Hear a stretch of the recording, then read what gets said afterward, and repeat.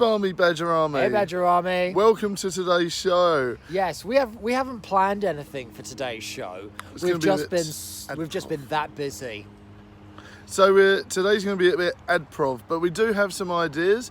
I want to talk to you about currently what my thoughts on how Sam Raimi's Spider-Man, the original one, actually still affects the new universes.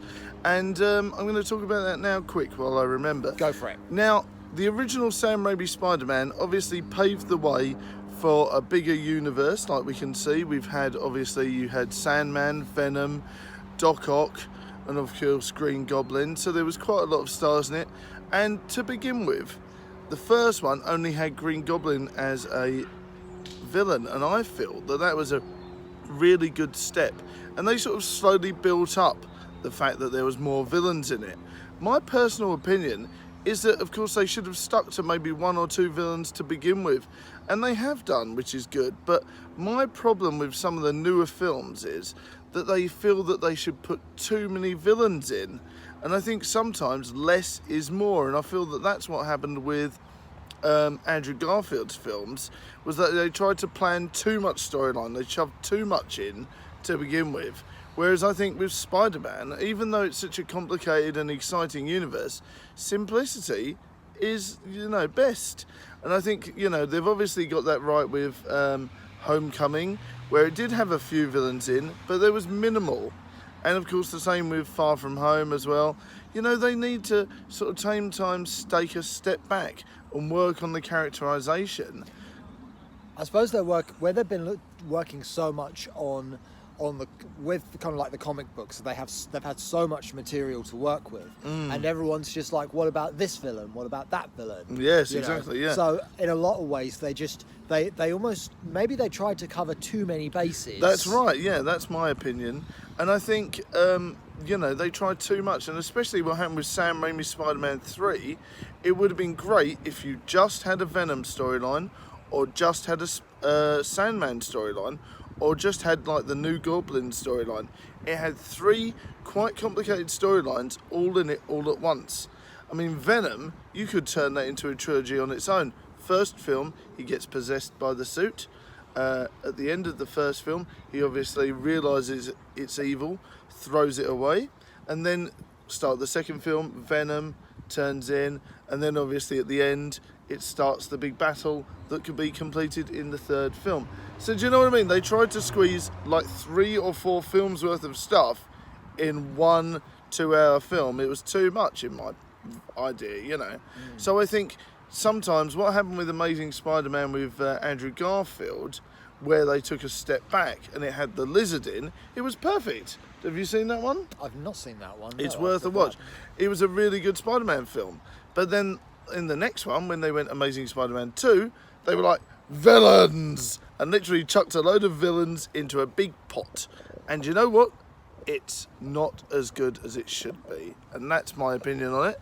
It's really not as good as it should have been. If they'd have calmed down the storyline and not rushed too much, then, it suffered from them trying to build, like obviously with Avengers, where they're trying to build this massive ongoing arc, and they've done really well at it. 22 years of an ongoing arc about superheroes, which is fantastic.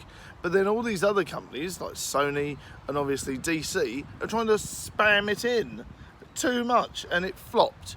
And then this is what happened when they joined up with Marvel, Sony, and they obviously joined in for Homecoming, and they sort of worked it in with Civil War and things like that, and then they inserted Spider-Man quite nicely into that universe. It worked well. So hopefully they take the less is more approach when Sony do their newest ones. Are they working on another Spider-Man film?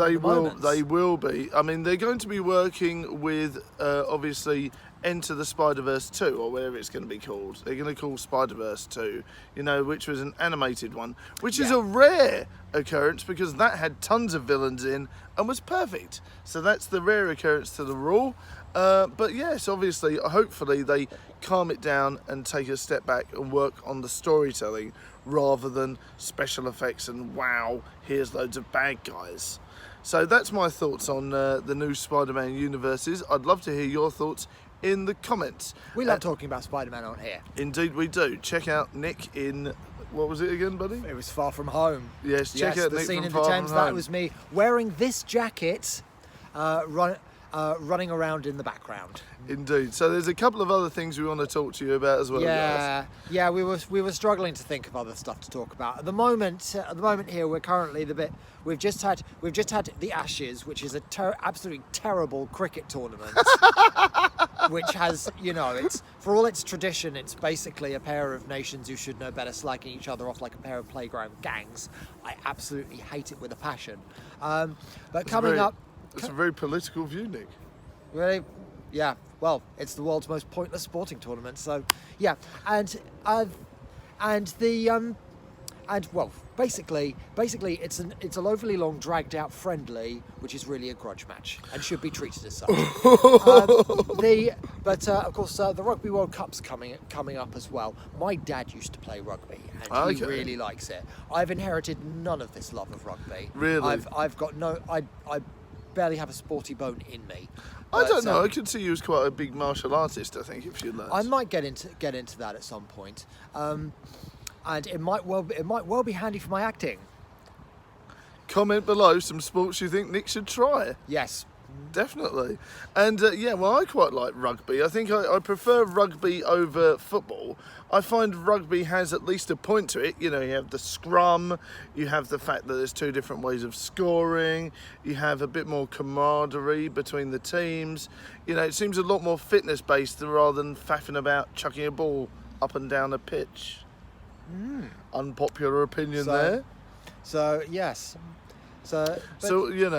Have you ever actually watched rugby, Nick? Do you watch it on TV and stuff? I remember watching bits of the Rugby World Cup and having no idea what was going on. Really? All I Okay. was thinking was, I just hope England do well. Well, yeah, that's all we can hope for. I mean, I understand rugby probably more than I do football, which is weird, but true. But yeah, I know how to score a try. I know how you score a try and stuff. Okay. Yeah, you can kick it over. You can get the ball over the big thing that looks like a really big goalpost with horns, and I know that you can score a try by running to one end of the pitch and throwing yourself over. That's the thing. Trying not to dislocate your shoulder or any other part of your body in the process. Well, most definitely try not to. Well, that sounds quite interesting, Nick. But yes, that is very correct in some ways. I've always thought of myself as a wrestler as well. I'd love to have started wrestling. There's still time. There is still time, even though with my bionic hip. But yeah. But yeah, obviously you like a bit of wrestling, don't you, as well? I've worked with local wrestling organisations. I've compared a couple of wrestling events which was quite interesting. Have you met any? Obviously, you've met Batista, but is there other wrestlers you've known about, that you've met? I haven't, in all honesty. It's okay. I haven't been to any of the major WrestleManias or anything like that. But yeah, there must be. There's been some British stars you must know of. Oh yeah, there's been a fair few. The thing is, they're quite well known in some entities, but less so in other entities. Yes, most definitely. You can see that obviously there's big ones that are on the big screen and stuff like that. Obviously, like Batista. Round here, we've got lots of local wrestling organisations. The biggest one is Dropkicks. That's right. Yes. Who have been going since the 90s. They have some brilliant people on their rosters. One of them, Ian Frost, who recently moved away from wrestling and is now doing a lot more of being a strength athlete. Okay, that's cool. So yes, look out for him, Ian Frood. Okay. And I've worked a lot with Taylor Essex, who's from Brentwood. Very, very talented wrestler. Been involved with lots of them. I was involved with. I worked with Phil Powers, who was Phil the Power. Not Phil the Power. No, that's a darts player. That's a darts player. But I worked with Phil Powers. He was actually on TV a couple of years ago as part of Shipping Wars UK. Okay. Yes, he's been out of action with wrestling. I got to know him through the Wolf Mitch Davis, who used to be a personal trainer of mine. Okay. And, he keeps kind of dipping in and out of wrestling, and there are loads of But yeah, there's loads of great local wrestling organisations. Jordan Saeed is currently making lots of waves at the moment. He's been on lots of different wrestling bills, so look out for him. Ooh, okay. And yes, we could go on. We could talk about more, but that's We've ran out of time. So thank you very much for watching, guys. So if you've got any thoughts on Spider-Man, rugby, cricket, or of course wrestling, let us know your thoughts in the comments below, and we'll be back soon. And stay tuned, because you might just hear more about Monday when I was at Elstree Studios. And I've come up with another bad song. Yeah, he has, listeners. So let's not talk about that and say yes. So yeah, you might hear about me being on EastEnders sometime soon. More bad songs coming soon. More Yes, bad songs. More bad songs coming soon. But don't let that put you off. There's loads of other stuff on this channel that's a hell of a lot less irritating. Thanks for watching, guys. See you next time. Bye.